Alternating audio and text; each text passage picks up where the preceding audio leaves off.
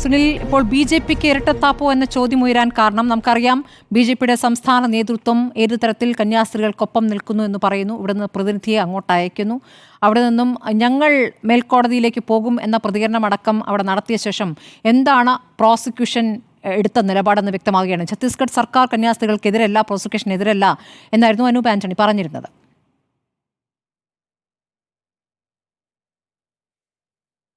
നമ്മളിവിടെ ഒരു വലിയ മനുഷ്യാവകാശ പ്രശ്നത്തെക്കുറിച്ചാണ് ചർച്ച ചെയ്യുന്നത്. വലിയൊരു മനുഷ്യാവകാശ ലംഘനത്തിന്റെ നേർക്കാഴ്ചയാണ് ഛത്തീസ്ഗഡിൽ നിന്ന് വരുന്നത്. നമുക്ക് മദർ തെരേസയെ മറക്കാൻ പറ്റുമോ? കുഷ്ഠരോഗികളെ നമ്മുടെ സമൂഹമാകെ അറപ്പോടെ തള്ളിയിരുന്ന ഒരു കാലത്ത് അവരെ ചേർത്ത് പിടിച്ച് അവരും ഈ സമൂഹത്തിന്റെ ഭാഗമാണ് എന്ന് ലോകത്തോട് വിളിച്ചു പറഞ്ഞ മദർ തെരേസയുടെ നാട് കൂടിയാണിത്. അവരുടെ തുടർച്ചയായ സിസ്റ്റർ പ്രീതി മേരിയും സിസ്റ്റർ വന്ദന ഫ്രാൻസിസുമാണ് ഇപ്പോൾ കൊടും ക്രിമിനലുകൾക്കൊപ്പം ജയിലിൽ കഴിയുന്നത്.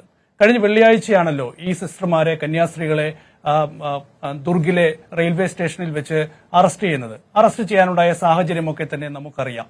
ഇന്നലെ സബ് ജുഡീഷ്യൽ മജിസ്ട്രേറ്റ് കോടതിയിലും ഇന്ന് സെഷൻസ് കോടതിയിലുമാണ് ഇവരുടെ ജാമ്യാപേക്ഷ വന്നത്.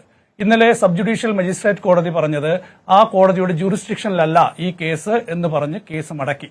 ഇന്ന് കേസ് കോടതിയിൽ വന്നപ്പോൾ നമ്മളെല്ലാവരും പ്രതീക്ഷിച്ചത് ഛത്തീസ്ഗഡ് സർക്കാർ ഈ ജാമ്യാപേക്ഷയെ ഒരുപക്ഷെ പിന്തുണച്ചേക്കും, അതല്ല എങ്കിൽ വളരെ ശക്തമായി എതിർക്കില്ല എന്നൊക്കെയാണ് പ്രതീക്ഷിച്ചത്. പക്ഷേ 2008 NIA നിയമത്തിലെ 11ാം വകുപ്പ് ചൂണ്ടിക്കാണിച്ച് ഈ ജാമ്യാപേക്ഷയെ വളരെ ശക്തമായി ഛത്തീസ്ഗഡ് സർക്കാർ ഇന്ന് കോടതിയിൽ എതിർക്കുന്നതാണ് കണ്ടത്. ഛത്തീസ്ഗഡ് സർക്കാർ എന്താണ് കോടതിയിൽ പറഞ്ഞത്?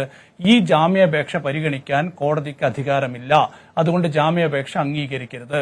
തുടർന്ന് കോടതി ചെയ്തത് ഈ ജാമ്യാപേക്ഷ പരിഗണിക്കാനാകില്ല എന്ന് വ്യക്തമാക്കി NIA നിയമം ചൂണ്ടിക്കാണിച്ച് ഇതൊരു പ്രത്യേക കോടതി പരിഗണിക്കേണ്ട കേസാണ് എന്ന് പറഞ്ഞ് കേസ് ഇന്ന് ജാമ്യം നൽകാതെ കേസ് മടക്കുകയാണ് ചെയ്തത്. ഇനി ഈ ദുർഗിൽ നിന്ന് 200 കിലോമീറ്റർ അകലെയുള്ള ബിലാസ്പൂരിലെ NIA കോടതിയിലാണ് ജാമ്യാപേക്ഷ നൽകേണ്ടത്. അതുകൊണ്ട് ഇനിയും കുറെ ദിവസങ്ങൾ കൂടി ഈ കന്യാസ്ത്രീകൾക്ക് ജയിലിൽ തുടരേണ്ടി വരും എന്ന കാര്യം ഉറപ്പാണ്. ഇനി NIA കോടതി എന്ത് തീരുമാനമായിരിക്കും എടുക്കുക എന്ന കാര്യത്തിലൊക്കെ തന്നെ വലിയ ആശങ്കകളുണ്ട്. കാരണം ഇതിൽ ഭാരതീയ ന്യായ സംഹിതയിലെ 143ാം വകുപ്പാണ് ചാർജ് ചെയ്തിരിക്കുന്നത്. എന്ന് വെച്ചാൽ മനുഷ്യക്കടത്താണ്. മനുഷ്യക്കടത്തായി ഈ കേസ് വരുമ്പോൾ ഈ കേസിന്റെ ഗുരുതരാവസ്ഥ കൂടുകയാണ്. അപ്പോൾ അങ്ങനെ തന്നെ കേസ് പോകണം എന്നത് ഛത്തീസ്ഗഡ് സർക്കാരിന്റെ നിലപാടാണ്.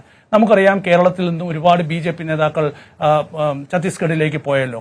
അനൂപ് ആന്റണി BJPയുടെ സംസ്ഥാന ജനറൽ സെക്രട്ടറിയാണ്. അനൂപ് ആന്റണിയെ ഛത്തീസ്ഗഡിലെ ആഭ്യന്തര വകുപ്പ് മന്ത്രി പൊന്നാടയിട്ടാണ് സ്വീകരിച്ചത്. ഇതൊക്കെ കണ്ടപ്പോൾ നമ്മൾ വിചാരിച്ചു വലിയ നീതി നടപ്പാകാൻ പോകുന്നു, കന്യാസ്ത്രീകളുടെ ജയിൽ മോചനം ഉടൻ നടക്കാൻ പോകുന്നു എന്നൊക്കെ നമ്മൾ പ്രതീക്ഷിച്ചു. പക്ഷേ പിന്നീട് അനൂപ് ആന്റണി പറഞ്ഞത് നിയമം നിയമത്തിന്റെ വഴിക്ക് പോകും എന്നതാണ്. നിയമം നിയമത്തിന്റെ വഴിക്ക് പോയോ എന്നതാണ് ചോദ്യം. നിയമം നിയമത്തിന്റെ വഴിക്ക് പോയിരുന്നുവെങ്കിൽ കന്യാസ്ത്രീകൾക്ക് ജയിലിൽ കിടക്കേണ്ട കാര്യമില്ല. നോക്കൂ, കന്യാസ്ത്രീകൾ അവിടെ എത്തുന്നു. 3 പെൺകുട്ടികളെ അവരുടെ മഠത്തിൽ ജോലിക്കായി കൊണ്ടുപോകുന്നു. അവർ പ്രായപൂർത്തിയായ പെൺകുട്ടികളാണ്. അവരുടെ വീട്ടിൽ നിന്നുള്ള അനുമതി പത്രമടക്കം അവരുടെ കൈവശമുണ്ട്. എല്ലാ രേഖകളും അവരുടെ കൈവശമുണ്ട്. അവരുടെ കുടുംബാംഗങ്ങളും അവരുടെ കൂടെയുണ്ട്. അപ്പോൾ ഒരു പോലീസ് സ്റ്റേഷനിൽ അല്ലെങ്കിൽ ഒരു പോലീസുകാരൻ വന്നാൽ ഈ രേഖകളൊക്കെ പരിശോധിച്ച് അപ്പോൾ തന്നെ അവർ പറഞ്ഞുവിടാവുന്ന കേസേ ഉള്ളൂ. പക്ഷേ അതിനെ രാഷ്ട്രീയമായി പർവ്വതീകരിച്ച് അവരെ വലിയ കുറ്റവാളികളായി ചിത്രീകരിച്ച് അവർ മതപരിവർത്തനത്തിന്റെയും അതുപോലെ തന്നെ മനുഷ്യക്കടത്തിന്റെയും വക്താക്കളാണ് എന്ന് വരുത്തി തീർത്ത് അവരെ ജയിലിലടയ്ക്കുന്ന ഒരു സാഹചര്യമാണ് ഉണ്ടായിരുന്നത്. ഇപ്പോൾ സംഭവിക്കുന്നത് എന്താണ്? ഇതൊരു വലിയ കേസായി മാറുകയാണ്. അതായത് മനുഷ്യക്കടത്ത് പോലെ വലിയൊരു കേസായി മാറ്റുന്ന രീതിയിലേക്ക് കാര്യങ്ങൾ പോകുന്നപ്പോൾ ഈ BJP നേതാക്കൾ ഛത്തീസ്ഗഡിലെത്തി നടത്തിയ ചർച്ചകളിൽ ഒരു ഫലവും ഉണ്ടായില്ല എന്നതാണ് നമുക്കിതിൽ നിന്നൊക്കെ വ്യക്തമാകുന്നത്. ഇതോടൊപ്പം തന്നെയാണ് ഇന്ന് കോടതിയിൽ ഈ കേസ് പരിഗണിക്കുന്ന സമയത്ത് നമ്മൾ കണ്ട കാഴ്ച എന്താണ്? ബജ്രംഗ് ദളിന്റെ പ്രവർത്തകർ കോടതിക്ക് ചുറ്റും നിന്ന് മുദ്രാവാക്യം മുഴക്കുന്നു. ഒരുപക്ഷെ ഈ കന്യാസ്ത്രീകൾക്ക് ഇന്ന് കോടതി ജാമ്യം നൽകിയിരുന്നുവെങ്കിൽ ആ കോടതി തന്നെ ആക്രമിക്കുന്ന സാഹചര്യമായിരുന്നു അവിടെ ഉണ്ടായിരുന്നെന്നാണ് മനസ്സിലാക്കാൻ കഴിയുന്നത്. അപ്പോൾ ഛത്തീസ്ഗഡ് പോലീസ് അത് തടയാനോ ഛത്തീസ്ഗഡ് സർക്കാർ അത് തടയാൻ പോലും എന്തെങ്കിലും ഒരു നടപടി സ്വീകരിച്ചതായി ഇന്ന് കണ്ടില്ല. നോക്കൂ, ഈ നിയമം നിയമത്തിന്റെ വഴിക്ക് പോകും എന്നാണല്ലോ BJP നേതാക്കളൊക്കെ പറഞ്ഞത്. കന്യാസ്ത്രീകൾക്ക് വേണ്ട സഹായം നൽകും എന്നും പറയുന്നുണ്ട്. ഈ നിയമം നിയമത്തിന്റെ വഴിക്ക് പോയിരുന്നുവെങ്കിൽ ഒരുപക്ഷെ ആരാണ് ജയിലിൽ കിടക്കേണ്ടി വരിക? ഇവരെ പൊതുവിചാരണ നടത്തിയ, ഇവരെ മുഖത്തടിക്കുമെന്ന് പറഞ്ഞ, ഈ പെൺകുട്ടികളെ മുഖത്തടിച്ച, പെൺകുട്ടികളുടെ സഹോദരനെ മുഖത്തടിച്ച ബജ്രംഗ് ദൾ നേതാവല്ലേ ജയിലിൽ കിടക്കേണ്ടത്? അവർ സ്വതന്ത്രമായി ഇപ്പോഴും നടക്കുകയല്ലേ? അവർ തന്നെ ഈ വീഡിയോ എല്ലാം പകർത്തി സാമൂഹ്യ മാധ്യമങ്ങളിൽ പങ്കുവയ്ക്കുകയാണ്. ഇവരെ വിചാരണ ചെയ്യുകയാണ്. പൊതുസമൂഹത്തിന് നിന്ന് വിചാരണ ചെയ്യുന്ന ദൃശ്യങ്ങളൊക്കെ തന്നെ നമ്മൾ കണ്ടതാണ്. അപ്പോൾ ഛത്തീസ്ഗഡിൽ നിയമവ്യവസ്ഥ നടപ്പാക്കപ്പെടുന്നില്ല, ഭരണഘടനാ മൂല്യങ്ങൾ നടപ്പാക്കപ്പെടുന്നില്ല എന്നതിന്റെ യാഥാർത്ഥ്യം നമുക്ക് വ്യക്തമാവുകയാണ്. 2017 യോഗി ആദിത്യനാഥ് സർക്കാർ അധികാരത്തിൽ വന്നുവല്ലേ?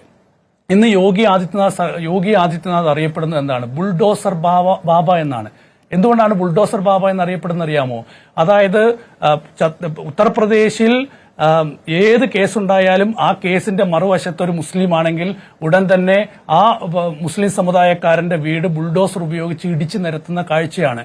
എത്ര ആയിരം ആളുകൾക്കാണ് ഇത്തരത്തിൽ വീടുകൾ നഷ്ടപ്പെട്ടത്, സ്വത്തുകൾ നഷ്ടപ്പെട്ടത്. ഒടുവിൽ സുപ്രീം കോടതിക്ക് പറയേണ്ടി വന്നു ബുൾഡോസർ ഉപയോഗിച്ചുള്ള ഇത്തരം നീക്കങ്ങൾ നിർത്തണമെന്ന്. പക്ഷെ നിന്നോ? രാജസ്ഥാനിലേക്കും മധ്യപ്രദേശിലേക്കും ഒടുവിൽ ഡൽഹിയിലേക്കും ഇത് നീളുന്ന ഒരു കാഴ്ച നമ്മൾ കണ്ടതല്ലേ? അപ്പോൾ ഈ മതപരിവർത്തനത്തെ ശക്തമായി എതിർക്കും എന്ന് ഇന്ന് BJPയുടെ സംസ്ഥാന അധ്യക്ഷൻ രാജീവ് ചന്ദ്രശേഖർ പ്രധാനമന്ത്രിയുമായി കൂടിക്കാഴ്ച നടത്തിയ ശേഷം, ആഭ്യന്തരമന്ത്രിയുമായി കൂടിക്കാഴ്ച നടത്തിയ ശേഷം പറഞ്ഞിട്ടുണ്ട്. പക്ഷേ ഇവിടെ മതപരിവർത്തനം നടന്നിട്ടില്ല. അങ്ങനെ എന്തെങ്കിലും ഒരു നീക്കം നടന്നിട്ടില്ല. തൊഴിലിനു വേണ്ടി അവരുടെ മഠത്തിൽ ജോലിക്കായി 3 യുവതികളെ അവർ വന്ന് കൂട്ടിക്കൊണ്ടുപോകുന്ന ഒരു പ്രവൃത്തി മാത്രമേ ഉണ്ടായിട്ടുള്ളൂ. രേഖകൾ പരിശോധിച്ച് അവരെ വളരെ നിസ്സാരമായി വിട്ടയക്കേണ്ട ഒരു കേസിനെയാണ് ഇത്രയും വലിയ ഒരു കേസാക്കി വളർത്തിക്കൊണ്ടുവന്ന് വലിയ വിവാദമാക്കിയത്. പുതിയൊരു നറേഷൻ കൂടി ഇപ്പോൾ വരുന്നുണ്ട്. എന്താണെന്നറിയാമോ? കോൺഗ്രസ്സുകാരാണ് ഇപ്പോൾ ഇത് വലിയ വിവാദമാക്കിയതെന്ന്. കോൺഗ്രസ് ആണ് ഇത് വലിയ വിവാദമാക്കി പർവ്വതീകരിച്ചത്. ഈ കന്യാസ്ത്രീകൾ ജയിലിൽ കിടക്കാൻ കാരണം കോൺഗ്രസ് ആണ് എന്നുള്ള ഒരു ആക്ഷേപം കൂടി ഇന്നിപ്പോൾ BJP നേതാക്കൾ ഉയർത്തുന്ന ഒരു സാഹചര്യമുണ്ട്. ഏതായാലും കേരളത്തിൽ ക്രിസ്ത്യൻ വോട്ട് കണ്ണുവെച്ചുകൊണ്ട് BJP കഴിഞ്ഞ കുറച്ചു കാലങ്ങളായി വലിയ നീക്കം നടത്തുന്നുണ്ട്. കഴിഞ്ഞ ലോക്സഭാ തെരഞ്ഞെടുപ്പിൽ BJPക്ക് 19.24% വോട്ട് കേരളത്തിൽ കിട്ടിയിട്ടുണ്ട്. അതിലൊരു വലിയൊരു ശതമാനം ക്രിസ്ത്യൻ വോട്ടാണ്. ഇനി വരുന്ന നിയമസഭാ തെരഞ്ഞെടുപ്പിലും പഞ്ചായത്ത് തെരഞ്ഞെടുപ്പിലും ഒക്കെ തന്നെ ക്രിസ്ത്യൻ വോട്ടുകളെ സ്വാധീനിക്കാൻ BJP വലിയ നീക്കം നടത്തുന്നുണ്ട്. അതിന്റെ ഭാഗമായിട്ടാണ് BJPയുടെ ഒരു വലിയ ഒരു പ്രവാഹം ഈ കേസിന് പുറകെ ഉണ്ടായിരിക്കുന്ന കാര്യത്തിൽ യാതൊരു സംശയമില്ല. പക്ഷേ BJPക്ക് ഒരു പരിധിക്കപ്പുറത്ത് ഈ വിഷയത്തിൽ ഇടപെടാൻ കഴിയില്ല എന്ന യാഥാർത്ഥ്യം കൂടിയാണ് ഇന്ന് വെളിവായത്. കാരണം BJP വലിയ സമ്മർദ്ദം ചെലുത്തിയിരുന്നുവെങ്കിൽ, ഒരുപക്ഷെ ദേശീയ BJP തീരുമാനിച്ചിരുന്നുവെങ്കിൽ, ഒരുപക്ഷെ പ്രധാനമന്ത്രി തീരുമാനിച്ചിരുന്നുവെങ്കിൽ, കേന്ദ്ര ആഭ്യന്തരമന്ത്രി തീരുമാനിച്ചിരുന്നുവെങ്കിൽ ഛത്തീസ്ഗഡ് സർക്കാരിന് വളരെ നിസ്സാരമായി അവസാനിപ്പിക്കാവുന്ന കേസേ ഉള്ളൂ ഇത്. പക്ഷേ അത്തരമൊരു നിലപാടിലേക്ക് BJPക്ക് ഒരിക്കലും പോകാൻ കഴിയില്ല. കാരണം ഇത് ക്രിസ്ത്യൻ മിഷണറികളുടെ പ്രവർത്തനം എന്ന് പറയുന്നത് സംഘപരിവാറിനെ സംബന്ധിച്ച് ആഭ്യന്തര ശത്രുക്കൾ എന്ന നിലയിൽ വിലയിരുത്തപ്പെടുന്നതാണ്. എത്രയോ കാലമായ സംഘപരിവാറിന്റെ രാഷ്ട്രീയ നിലപാടാണത്. അപ്പോൾ ആ രാഷ്ട്രീയ നിലപാടിനപ്പുറത്തേക്ക് സംഘപരിവാറിന് പോകാൻ കഴിയില്ല എന്ന യാഥാർത്ഥ്യം നമുക്ക് എല്ലാവർക്കും അറിയാം. അത് സഭകൾ തിരിച്ചറിയുന്നുണ്ടോ എന്നതാണ് ഏറ്റവും പ്രധാനപ്പെട്ട ഒരു വിഷയം. ഇന്നിപ്പോൾ കേരളത്തിൽ വലിയ സമരങ്ങൾ നടക്കുന്നുണ്ട്. എല്ലാ പുരോഹിതന്മാരും തെരുവിലിറങ്ങി ഈ അനീതിക്കെതിരെ വലിയ മുദ്രാവാക്യം മുഴക്കി വലിയ സമരങ്ങൾ നടക്കുന്നുണ്ട്. നേരത്തെ പറഞ്ഞതുപോലെ ക്ലിമീസ് ബാവ പറഞ്ഞിട്ടുണ്ട്, എല്ലാം ശരിയാവട്ടെ അപ്പോൾ ചായ കുടിക്കാം എന്ന ഒരു സന്ദേശമൊക്കെ തന്നെ BJPക്ക് വളരെ ശക്തമായി നൽകിയിട്ടുണ്ട്. പക്ഷേ ഇവിടെ വേണ്ടത് വലിയൊരു തിരിച്ചറിവാണ് എന്നതാണ് എന്റെ ഏറ്റവും വലിയൊരു അഭിപ്രായം. 1957 EMS സർക്കാരിനെതിരെ അന്ന് നടന്ന വിമോചന സമരത്തിന്റെ വലിയൊരു ഭാഗം ക്രിസ്തീയ സഭകളായിരുന്നു.